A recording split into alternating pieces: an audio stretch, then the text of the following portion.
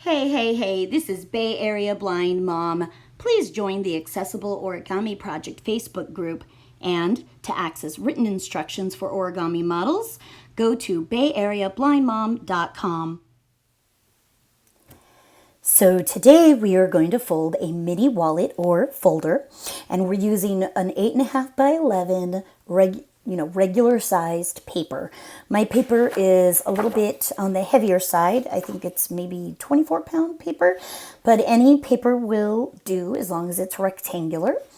And hopefully you'll be able to see the model throughout. It is big paper and the camera's pretty close. And I typically don't teach with video, but today I thought I'd give it a try. So we start with our paper in landscape view, which means the short edges on the left and the right, and the long edges on the bottom and the top. So first step is to bring the left edge over to the right edge, crease and unfold. And occasionally you might see me turn my paper a certain direction, and that's just because it's a little easier for me to fold in that direction. So I'm not going to mention it again because I don't want to confuse people. But left edge over to the right edge. Now we're going to, after creasing our paper, we're going to open it up, and if you notice, there is a vertical crease down the center, and that is called a valley crease because the crease kind of goes inward or downward. So next we're going to bring the right edge of our paper over to the center vertical crease, and we're going to crease our paper once again and unfold. So make sure it's lined up very straight along the valley crease there, and that you make a nice sharp crease, and then unfold. Then you're going to do the same thing with the left side. You're going to bring the left edge over to the center and crease and unfold.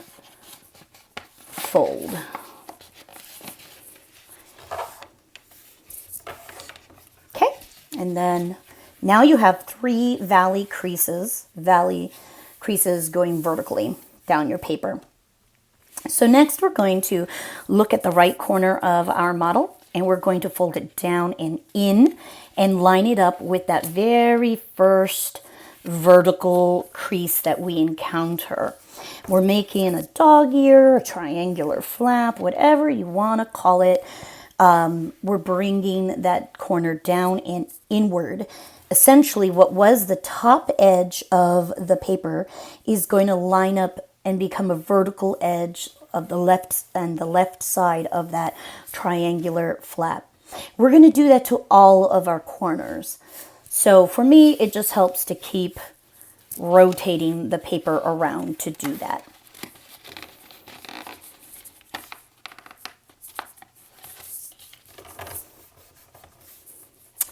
So that's the second corner.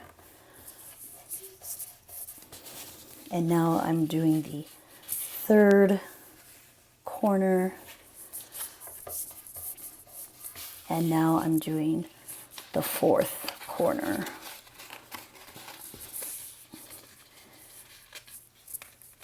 Lining it up with the very first crease that I encounter. So now that you've done that, we're going to bring both the left edge and the right edges, keeping the corners folded down. We're going to bring the left and the right edges inward so that they meet.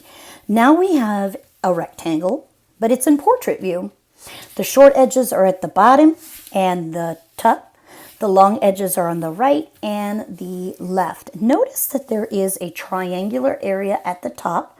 Take note of that because we're going to need to know this triangle on the next step. And then there's a triangle at the bottom, and there's 2 trapezoids side by side that meet in the middle. Okay, so now we're going to flip our model over like turning the pages of a book, and we're going to take the top edge of our model and we're going to fold it down. And we're going to fold it down just far enough to reveal that triangular area that I told you to take note of. So now, not only do we see that triangular area in the middle of the top flap of our model, But we also have these triangular pockets that I'm sticking my fingers into.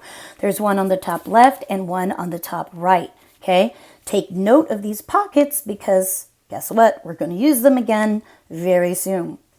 So now we're going to take the bottom edge of the model and we're going to fold it up just past the bottom points of these triangular pockets, maybe about 1/2 inch to 1 inch. It's totally up to you. Take your own artistic license. And we're going to fold the bottom edge up and just past those points.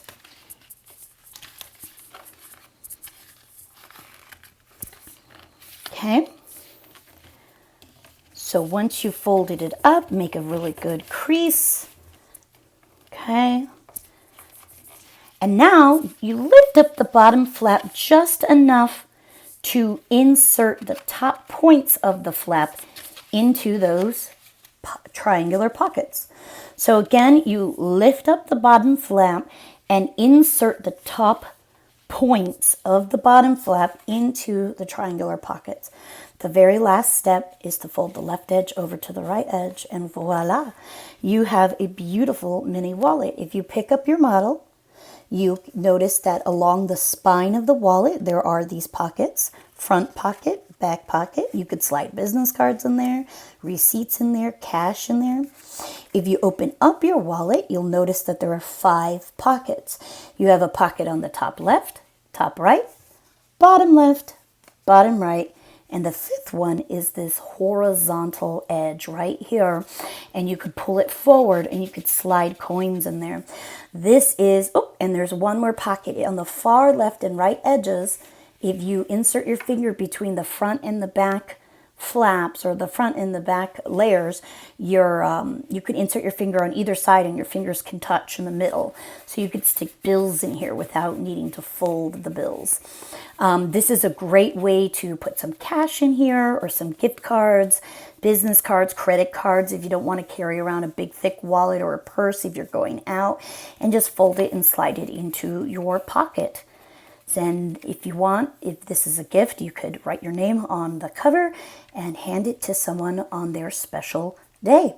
So for these written instructions and the written instructions for other origami models, you can go to bayareablindmom.com. That's bayareablindmom.com, and you could find many origami models on the site there, written instructions. And so that is that. Have a fantastic day.